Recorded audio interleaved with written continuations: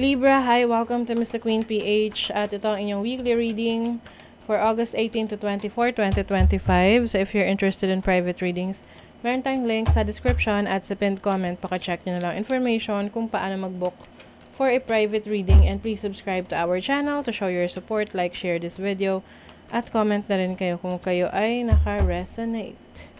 Meron tayong 50% discount sa mga tarot reading services. So, this is the best time na makapag-book kayo for a private reading. Link on the description. So, check nyo na lang. And paalala lang, ang reading natin ay this is a general reading. So, just take what resonates, no? Kung ano yung maka-relate ka. Let's see, Libra. What's the energy for you? August 18 to 24.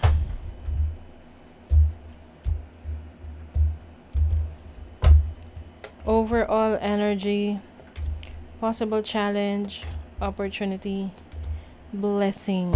Uy, parang may kasalan dito o kaya papasok sa commitment, serious commitment. You have the Chariot. Wow, ang ganda nito kasi ito ay pag-unlad, progress, pag-abot sa mga pangarap mo. Uy, the Tower.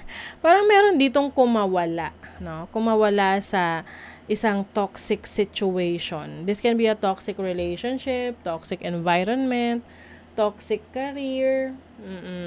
Na finally, no, nagkaroon ka na ng lakas ng loob na umalis sa sitwasyon na yan. Dahil maaring merong controlling sa buhay mo and ikaw na mismo ang magiging in control of your life. Ayan. Maari kasi yung iba sa inyo nagtiis na kayo dyan ng matagal na panahon. At ngayon, naisip nyo na, teka, I want to experience new things. Ganon. Gusto mo maka-experience ng bago, ng freedom. You want freedom. You want to explore. So, your overall energy is the Two of Cups. So, this can be a partnership. Maaring you are in love or connecting with someone that is close to you na pwedeng malalim na friendship. Intimate connection with someone. Pwede rin tong partnership. Oo, maaring papasok ka sa isang business partnership para sa iba sa inyo. And then your challenge is judgment. So, ang challenge ninyo ay yung mga nagbabago sa buhay ninyo. May mga times na hindi nyo sigurado kung ili-let go nyo na ba? Oo, ang isang bagay, sitwasyon that is no longer serving you. Lalo na't na-realize mo na yung kakulangan, yung problema. At alam mong hindi ito nakakabuti sa'yo. 'Di ba? So, you have to let that go. And then, yung opportunity mo is the Emperor. So, someone who is, kumbaga alam niya kung ano yung gusto niya sa buhay. Yun yung opportunity mo ngayon na isaayos, planuhin yung buhay mo according sa gusto mo talaga. And your blessing is the Four of Wands. May celebration, may stability. Some of you maaring makakabili ng properties or anything na valuable sa buhay mo. Let's clarify. What is the Two of Cups? Relationship ba to? Two of Wands. Okay. So, this is about decision na kailangan mong gawin kung ano yung susundin mo. Yung practical ba? O yung puso mo? Yung talagang alam mong mas magiging masaya ka. Kasi maaaring may options ka ngayon. And I think you are finally taking action. At itong landas na tatahakin mo is doon sa kung saan ka mas masaya.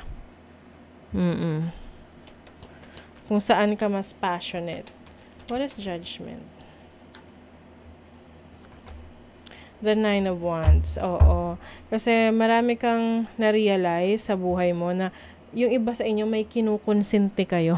You are tolerating something toxic that is not really helping you. Hindi nakakatulong na sa buhay mo and you're finally releasing that. Yung iba sa inyo, kayo ay nire-reinvent nyo yung sarili nyo. Or gusto nyong i-reinvent yung sarili nyo. Rebirth, no? Bagong ikaw. And ang importante rin kasi dyan, alam mo kung ano yung babaguhin mo sa buhay mo, sa sarili mo. And kung ano yung alam mo makakabuti, then keep it to yourself, 'di ba? Pero kung hindi na siya makakabuti sa'yo, you have to let go of that. What is the Emperor? The Four of Coins. Uy, financial stability, financial security. Yan yung goal mo. Yan yung gusto mong ma-achieve. And I think, meron ka ng mga practical steps, practical plans. Mas disiplinado ka, mas organized ka ngayon. Mas meron kang plano para mangyari talaga at matupad yung mga gusto mo. What is the Four of Wands? Lumipad siya. The Eight of Swords. Ayan. So, as a blessing, ang Eight of Swords, nagiging clarity yan para sa'yo. Yung mga overthinking mo, yung mga self-limiting beliefs mo, you are finally removing that. At nagtitiwala ka na sa sarili mong kakayanan na you can be independent, you can build something that is great para sa future mo. Okay? So, let's see yung energy ng money, career, finances. Energy ng money, career, finances for Libra. August 18 to 24, 2025. Oh, 'di ba? The Empress. You are mas nagiging productive ka ngayon. Marami kang kayang gawin. You are attracting abundance right now, Libra.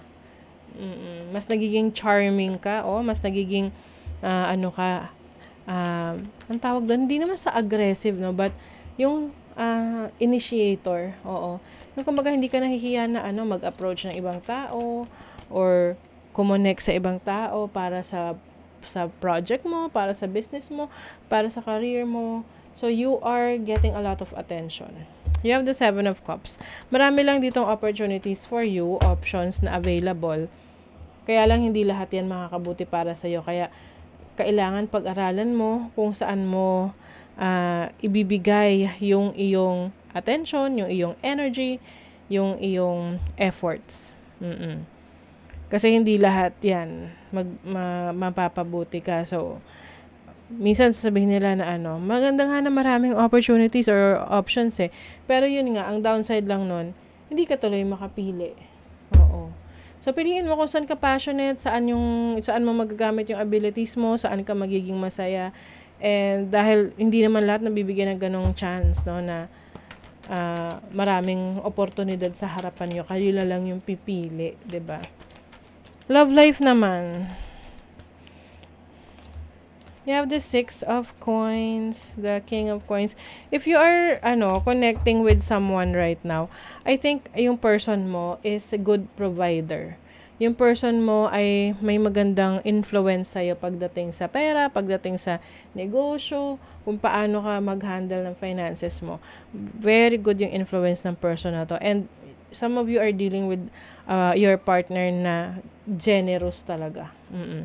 If you are single, I see someone na maaring magkakaroon ng interest sa'yo at magsisimula na siyang paramdam sa'yo. At yung pagpaparamdam niya is may siya more on gift giving, ganon.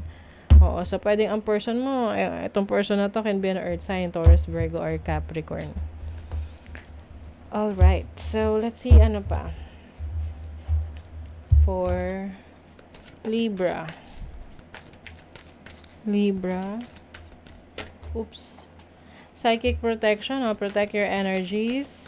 Dahil maaring sa nangyayari sa buhay nyo ngayon, may mga taong naiinggit.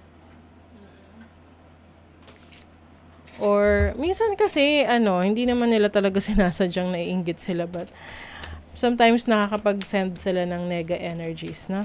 Kasi ang daming blessings, you have grace, gracia. You also have justice, so this is about bringing balance in your life. And also, maaring meron kang kailangang ayusin related sa court cases. Let's see what else. Uy, may engagement. Pwedeng agreement to. Agreement sa business, sa trabaho, or sa relationship. Papasok sa isang committed relationship. May mga pupuntahan kayong events, parties na kung saan meron ka mga makikilalang bagong kaibigan.